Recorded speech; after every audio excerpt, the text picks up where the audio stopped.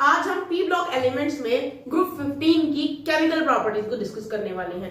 Group 15 की physical properties को हम ऑलरेडी डिस्कस कर चुके हैं पिछली वीडियो में। तो केमिकल प्रॉपर्टीज को स्टार्ट करने से पहले कुछ पॉइंट्स हैं जो हमें डिस्कस करने। तो सबसे पहला पॉइंट जो हम डिस्कस करने वाले हैं वो है oxidation state and trends in chemical reactivity. तो इसमें हम कुछ पॉइंट डिस्कस करेंगे। सबसे पहले मैं आपको बता दूं कि कॉमन ऑक्सीडेशन स्टेट कौन कौन सी शो करते हैं group 15 elements. So the common oxidation state of these elements are -3, +3 and +5। तो ये जो तीन ऑक्सीडेशन स्टेट्स है, ये तीन ऑक्सीडेशन स्टेट्स कॉमन है ग्रुप 15 एलिमेंट्स में, मतलब कि नाइट्रोजन फैमिली के अंदर। Now the tendency to exhibit -3 oxidation state decreases down the group due to increase in the atomic size and metallic character। तो मैं सबसे पहले आपको बता देती हूँ टेंडेंसी ऑफ ग्रुप 15 एलिमेंट्स के अंदर tendency of -3 oxidation state discuss करेंगे हम। तो जो टेंडेंसी है -3 ऑक्सीडेशन स्टेट की, वो डाउन द ग्रुप डिक्रीज हो जाती है। सी डिक्रीजेस डाउन द ग्रुप। क्या कारण है? -3 ऑक्सीडेशन स्टेट शो करने का मतलब है 3 इलेक्ट्रॉन्स या तो एक्सेप्ट करना या फिर शेयर करना और खुद उसका इलेक्ट्रोनेगेटिव एलिमेंट होना ग्रुप 15 एलिमेंट्स का। तो यहां जैसे हम ग्रुप में नीचे की तरफ आते हैं, एज वी ऑलरेडी नो कि एटॉमिक साइज इंक्रीज होता है और साथ साथ down the group metallic character भी इंक्रीज होता है। और माइनस ऑक्सीडेशन स्टेट शो करना तो नॉन मेटल्स का कैरेक्टर है। तो डाउन द ग्रुप अगर मेटेलिक कैरेक्टर बढ़ रहा है, या फिर मैं यूं कहूं डाउन द ग्रुप अगर नॉन मेटेलिक कैरेक्टर घट रहा है, तो -3 ऑक्सीडेशन का भी शो होने की जो टेंडेंसी है वो भी डाउन द ग्रुप डिक्रीज ही होगी। नेक्स्ट पॉइंट डिस्कस करते हैं।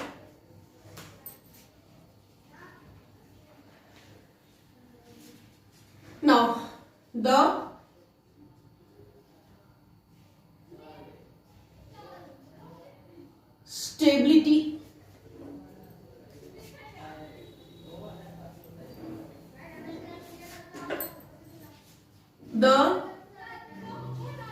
stability of +5 oxidation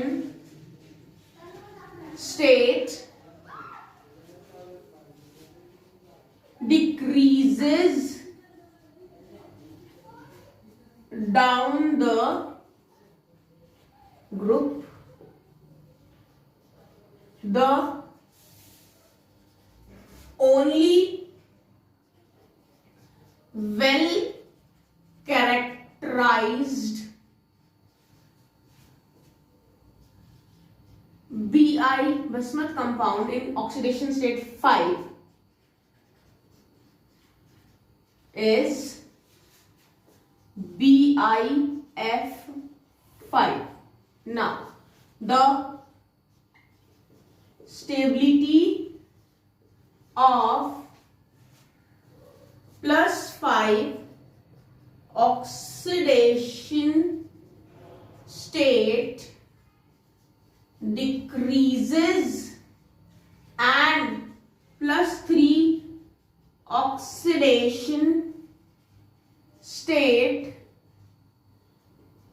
increases, and this increases due to inert pair effect down the group. समझते हैं इस पॉइंट को पहले। अगर +5 ऑक्सीडेशन स्टेट की स्टेबिलिटी की बात की जाए तो +5 ऑक्सीडेशन स्टेट डिक्रीज होती है डाउन द ग्रुप,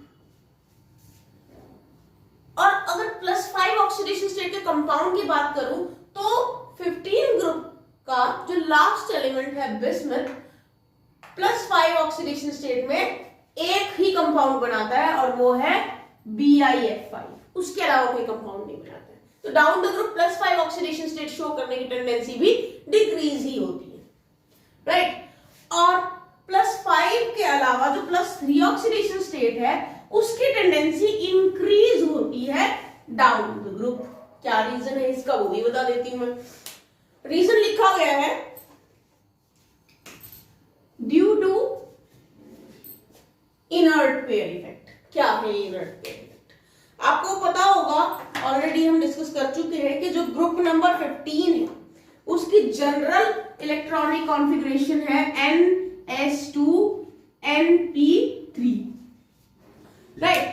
तो इस कॉन्फ़िगरेशन के अकॉर्डिंगली हम देख सकते हैं कि यहां पर ये जो s ऑर्बिटल है, NS ऑर्बिटल है, वो फुली फिल्ड है, 2 इलेक्ट्रॉन है इसके अंदर। तो डाउन द ग्रुप इस फुली फिल्ड s ऑर्बिटल की इन्वॉल्वमेंट बॉन्ड फॉर्मेशन में कम होती है, क्योंकि ये फुली फिल्ड है, इसीलिए एक तरह से डाउन द ग्रुप ये इन्वॉल्व नहीं होगा बॉन्ड फॉर्मेशन में, इसीलिए इसको इनर्ट पेयर इफेक्ट बोला जाता है। क्योंकि यहाँ पे ये वाला पेयर जो फुली फिल्ड है, स्टेबल है, वो इनर्ट बिहेवियर शो करता है। इनर्ट बिहेवियर शो करने का मतलब है कि केमिकल रिएक्टिविटी में पार्टिसिपेट नहीं करता। तो जिस वजह से ये पार्टिसिपेट तो करेगा नहीं, पार्टिसिपेट फिर ये करेगा, और इसीलिए +3 ऑक्सीडेशन स्टेट शो होगी डाउन द ग्रुप। और प्लस क्यों? क्योंकि down the group metallic character बढ़ता है, इसलिए प्लस में ये पॉजिटिव में ये ऑक्सीडेशन स्टेट शो होगी। 3 क्यों शो होगी वो मैंने आपको बता दिया, क्योंकि ये as a inert pair act करता है, ये केमिकल बॉन्ड में पार्टिसिपेट नहीं करता। तो these are the 3 oxidation states which are exhibited by the 15 group elements -3, जिसकी tendency down the group decrease होती है। फिर है +5, इसकी भी tendency down the group decrease होती है। फिर है +3, इसकी tendency down the group increase होती है। तो आपको मैंने 3 ऑक्सीडेशन स्टेट्स बता दिए। आगे डिस्कस स्पेसिफिकली नाइट्रोजन की बात अब हम करेंगे। Nitrogen exhibit +1 +2 +4 oxidation state also when it reacts with oxygen. तो नाइट्रोजन जो है ये एग्जिबिट करता है +1 +2 और +4 ऑक्सीडेशन स्टेट, तब भी जब वो ऑक्सीजन से रिएक्ट करता है तब भी। तो in case of nitrogen all oxidation state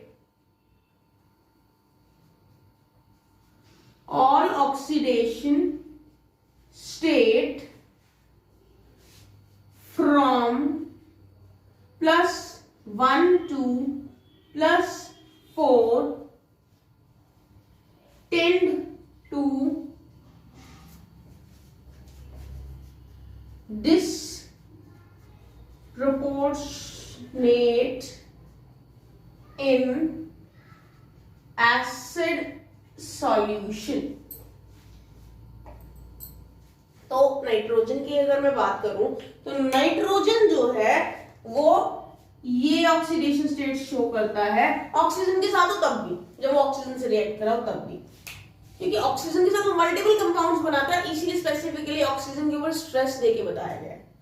अगर नाइट्रोजन की बात की जाए तो जितनी भी ऑक्सीडेशन स्टेट है +1 से लेके +4 तक, ये सारी की सारी जो ऑक्सीडेशन स्टेट जो ये शो करता है नाइट्रोजन, ये सारी की सारी ऑक्सीडेशन स्टेट डिस्प्रोपोर्शनेट हो जाती है एसिडिक सॉल्यूशन के अंदर। डिस्प्रोपोर्शनेशन मतलब एक ही पर्टिकुलर एलिमेंट जो है डिकम्पोज होता है, एक तरह से एक पर्टिकुलर सब्सटेंस होता है, उसकी डिकम्पोजिशन होती है, और जो डिकम्पोज होकर दो कंपाउंड बनेंगे स्पेसिफिकली, तो उसके अंदर अलग अलग ऑक्सीडेशन एक पर्टिकुलर एलिमेंट शो करता है। ये आपने क्लास 10th में भी थोड़ा सा पढ़ा है। तो एग्जांपल बताती हूँ इस केस के अंदर। एग्जांपल ले लीजिए, 3HNO2 will give HNO3 plus H2O plus 2NO।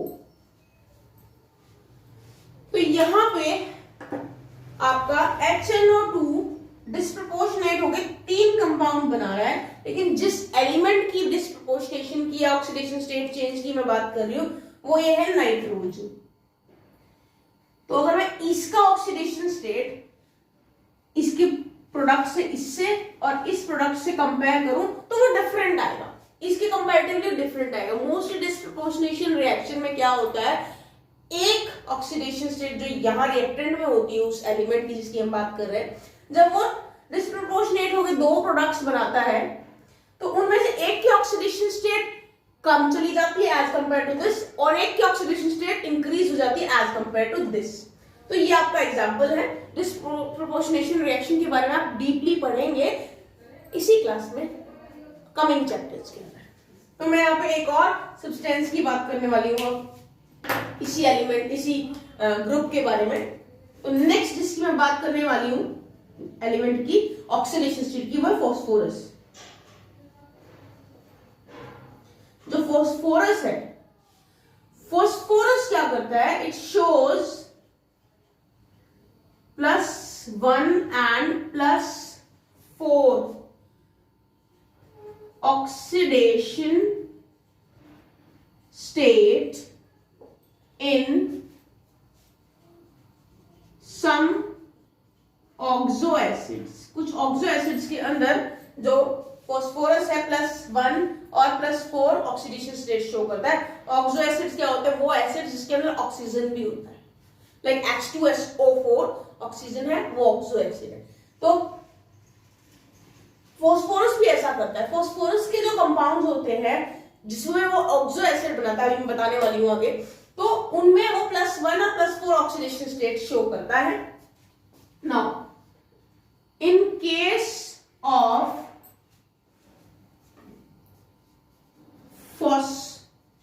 phosphorus,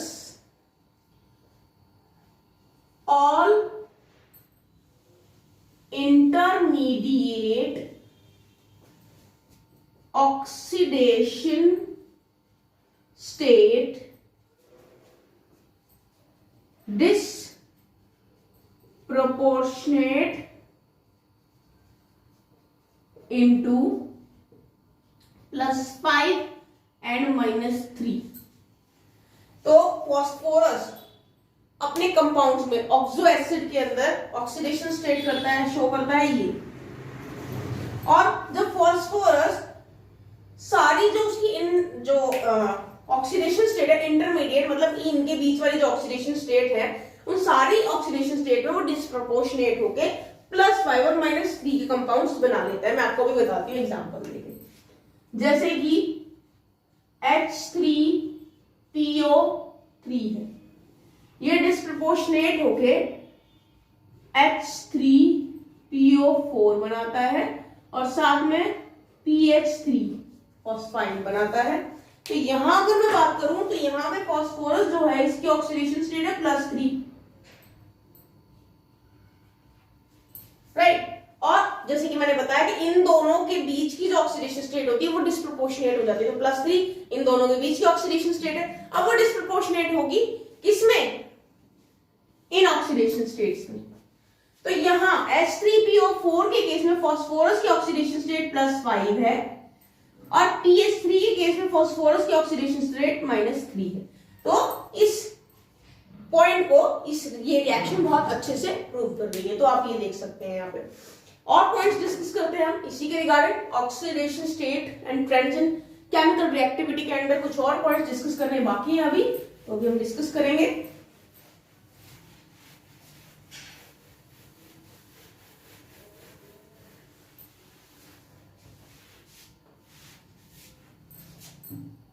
next point discuss करते हैं, जो +3 ऑक्सीडेशन स्टेट है,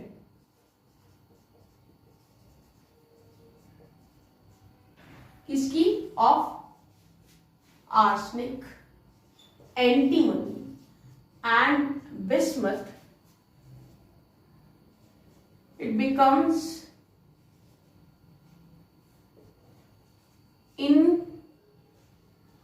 increasingly stable.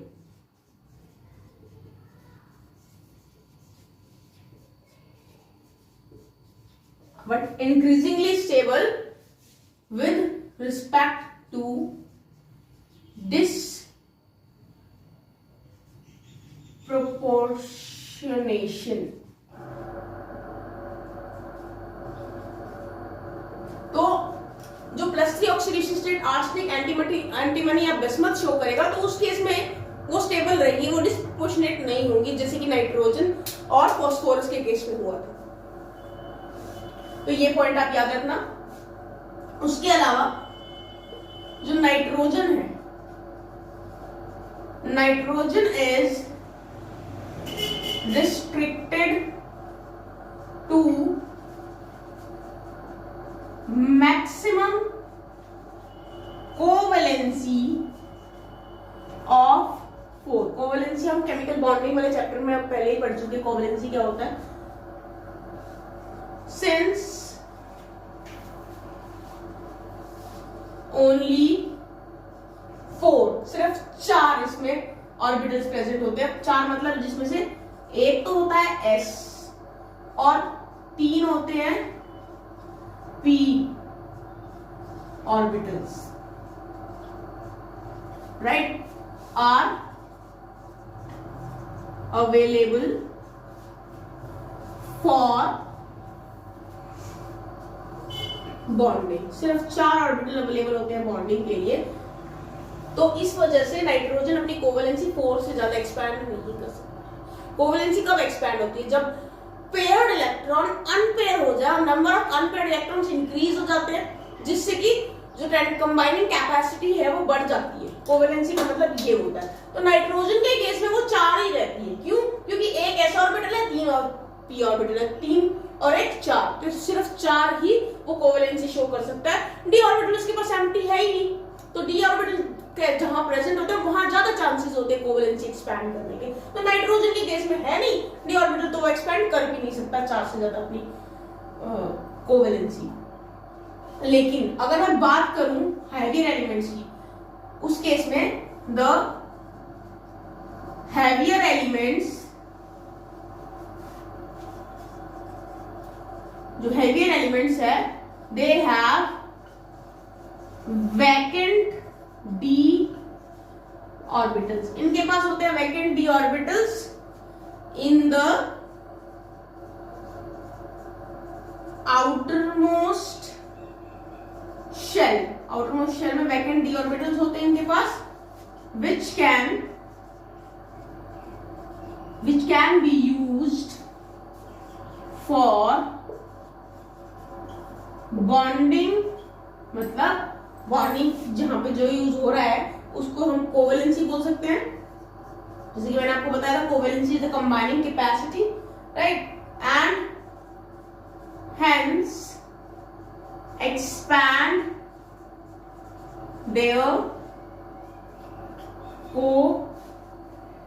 covalency। तो हम कह सकते हैं कि नाइट्रोजन की कोवेलेंसी है सिर्फ 4 due to absence of D orbital. जो हैवियर एलिमेंट्स हैं जिनके पास वैकेंट डी ऑर्बिटल्स हैं, तो वो क्या कर सकते हैं, वो एक्सपैंड कर सकते हैं अपनी कोवेलेंसी को। So this was about the first point, oxidation state and trends in chemical reactivity. अब हम सेकेंड पॉइंट डिस्कस करेंगे जो है अनॉमलस प्रॉपर्टीज ऑफ नाइट्रोजन। क्योंकि नाइट्रोजन ग्रुप 15 में सबसे टॉप पे है तो सबसे छोटा साइज उसी का है, तो अकॉर्डिंगली वो थोड़ी डिफरेंट प्रॉपर्टीज शो करता है as compare to other members of this family. तो डिस्कस करते हैं इस बारे में हम।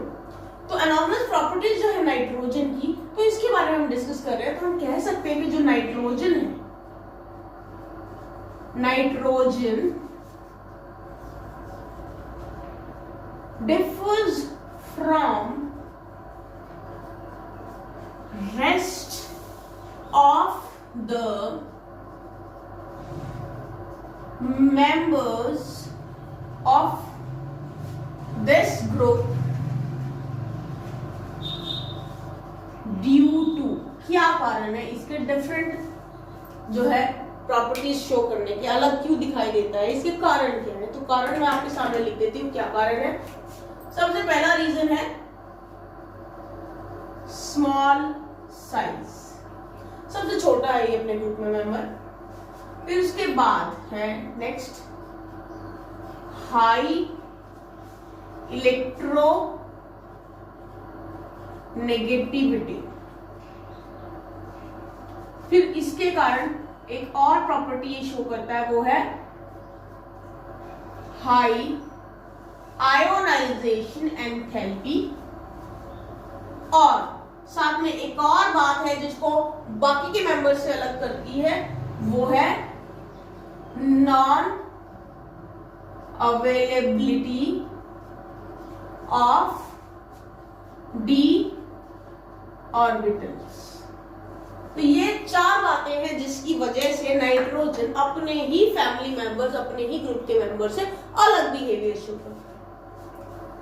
तो क्या क्या अलग बिहेवियर शो करता है वो डिस्कस करेंगे। अब हम डिस्कस करेंगे वो बिहेवियर जो ये अलग शो करता है।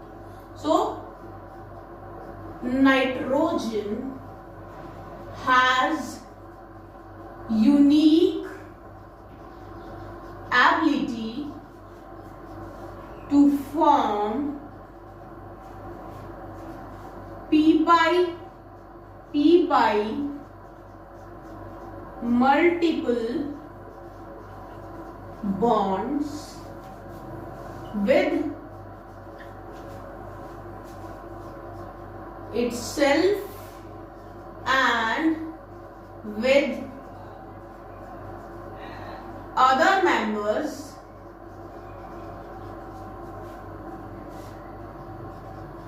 having small size and high electronegativity। और कौन कौन है वो, जैसे कि कार्बन हो गए, ऑक्सीजन हो गए, ये स्मॉल साइज के एलिमेंट्स हैं जिसके साथ नाइट्रोजन मल्टीपल बॉन्डिंग शो करता है। सो नाइट्रोजन की एक यूनिक एबिलिटी है p-pi मल्टीपल बॉन्ड्स बनाने की। क्या होते हैं p-pi मल्टीपल बॉन्ड्स?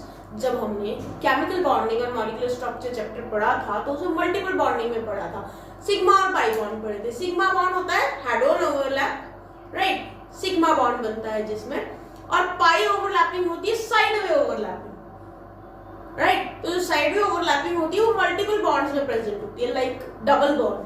तो डबल बॉन्ड में एक सिग्मा बॉन्ड होगा और दूसरा पाई बॉन्ड होगा, इसमें साइड बाय ओवरलैप होगा। तो पाई बॉन्ड हमेशा मल्टीपल बॉन्ड्स में ही प्रेजेंट होता है। दो बॉन्ड है तो उसमें से एक सिग्मा एक पाई, तीन बॉन्ड है तो उसमें से एक सिग्मा और बाकी के दो पाई। तो नाइट्रोजन में ये एबिलिटी है कि वो मल्टीपल बॉन्डिंग कर सकता है, मींस डबल और ट्रिपल बॉन्ड बना सकता है। किससे बनाएगा वो? खुद से और स्मॉल साइज वाले दूसरे एलिमेंट से जिनकी हाई इलेक्ट्रोनेगेटिविटी है, जैसे कार्बन और ऑक्सीजन, उनसे भी ये मल्टीपल बॉन्डिंग कर सकता है।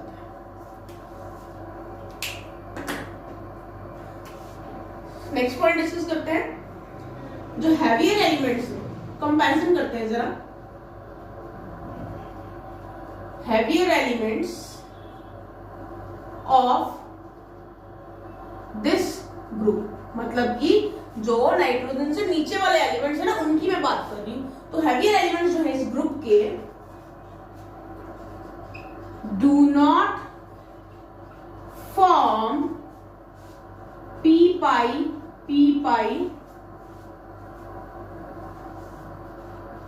bonds due to large and diffuse atomic orbitals, due to large and diffuse atomic orbitals, due to which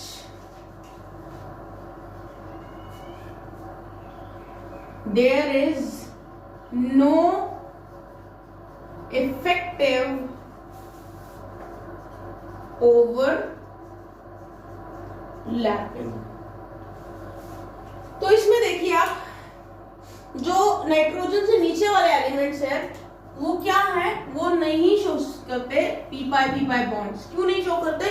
क्योंकि उनके एटॉमिक ऑर्बिटल्स काफी बड़े हैं एज कंपेयर टू नाइट्रोजन, और डिफ्यूज्ड है, आपस में एक दूसरे से डिफ्यूज्ड है, जिसकी वजह से डिफ्यूज और लार्ज ऑर्बिटल्स होने की वजह से इफेक्टिव ओवरलैपिंग नहीं होगी। इफेक्टिव ओवरलैपिंग ही नहीं होगी तो मल्टीपल बॉन्ड कैसे बनेगा? तो ये रीजन है कि जिसकी वजह से नाइट्रोजन तो मल्टीपल बॉन्ड शो करता है, बाकी के मेंबर्स इस ग्रुप के नहीं शो करते मल्टीपल बॉन्डिंग। सो हम कह सकते हैं 10 nitrogen exist as diatomic molecule with triple bond, with bond enthalpy 941.4 kilojoule mole inverse, and on the other hand phosphorus, arsenic, antimony and bismuth, in fact not bismuth, up till antimony, arsenic या फिर phosphorus, arsenic और antimony क्या करते हैं? They form single bonds, जैसे कि P single bond P बन गया, आर्सेनिक और आर्सेनिक के अंदर सिंगल बॉन्ड बन गया, और एंटीमनी के बीच में सिंगल बॉन्ड बन गया। और अगर मैं बिस्मथ की बात करूं,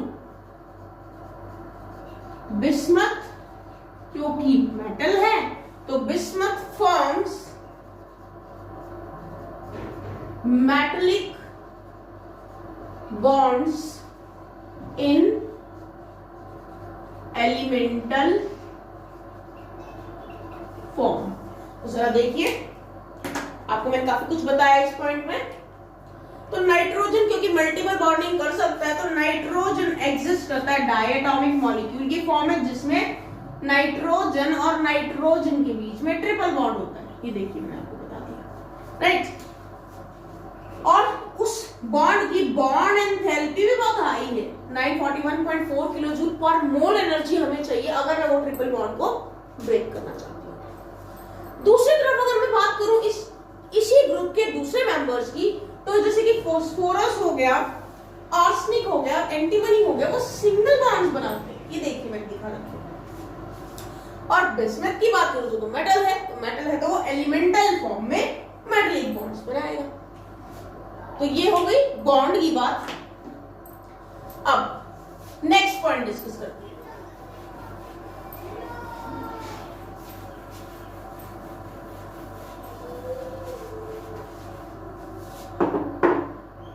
देखिए जो सिंगल बॉन्ड एंड जो बॉन्ड है ये वीक इज वीकर, किससे weaker then single PP, phosphorus के बीच का जो बॉन्ड है उससे ये बॉन्ड नाइट्रोजन का ये बॉन्ड वीक है और ये बॉन्ड जो है स्ट्रॉन्ग है। ऐसा क्यों? Due to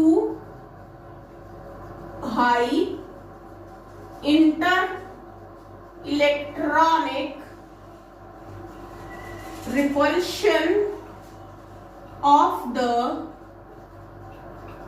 non-bonding electron owing to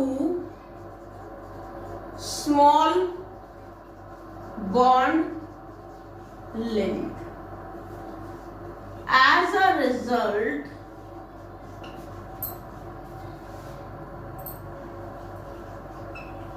catenation property is weaker in nitrogen. समझते हैं इस पॉइंट को? जैसे कि मैंने आपको बताया NN single bond PP single bond से वीक है। क्यों है वो बता देती हूँ। Because of high inter-electronic repulsions, जब NN सिंगल बॉन्ड बनेगा क्योंकि इसके आउटर मोशन में 5 इलेक्ट्रॉन है तो एक इलेक्ट्रॉन का इन्वॉल्व होगा, बाकी 4 इलेक्ट्रॉन तो बच जाएंगे। तो जो 4 इलेक्ट्रॉन अनपेयर्ड बच जाएंगे वो 4 electron inter electronic repulsions create करेंगे क्योंकि दोनों के साइज छोटे हैं तो ये दोनों के जो अनशेयर्ड इलेक्ट्रॉन नजदीक आ जाएंगे जिनकी वजह से उनमें रिपल्शन पैदा होगी। रिपल्शन पैदा होने से ये बॉन्ड इनके बीच का वो वीक हो जाएगा क्योंकि स्मॉल साइज है तो बॉन्ड लेंथ भी स्मॉल होगी। बॉन्ड लेंथ स्मॉल होगी तो ये दोनों एटम्स नजदीक होंगे, ये दोनों एटम्स नजदीक होंगे ज्यादा तो इनके इलेक्ट्रॉन्स भी तो नजदीक आएंगे जो अनशेयर्ड बच गए और उसमें रिपल्शन होगी तो इस वजह से बॉन्ड वीक हो गया। तो इसी प्रॉपर्टी की वजह से क्योंकि सिंगल बॉन्ड नहीं बन सकता, वीक है, इस वजह से कैटेनेशन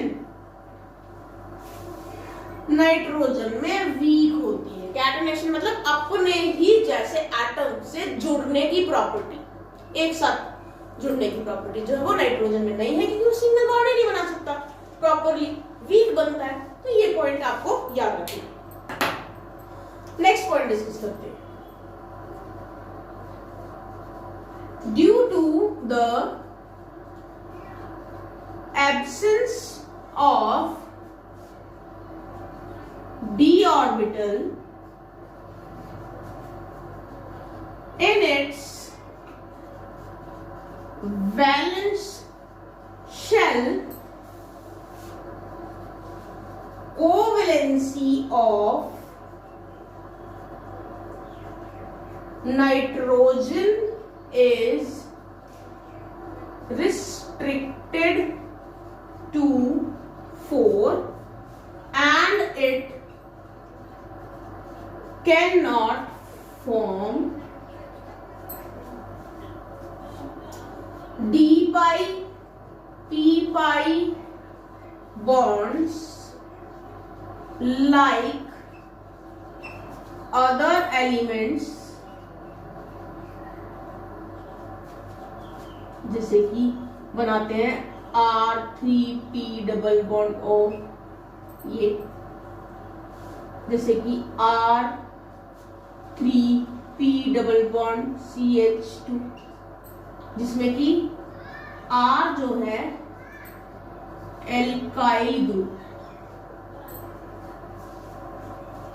और साथ में मैं आपको बता दूं फॉस्फोरस और जो आर्सेनिक है they can form D pi P pi bond also with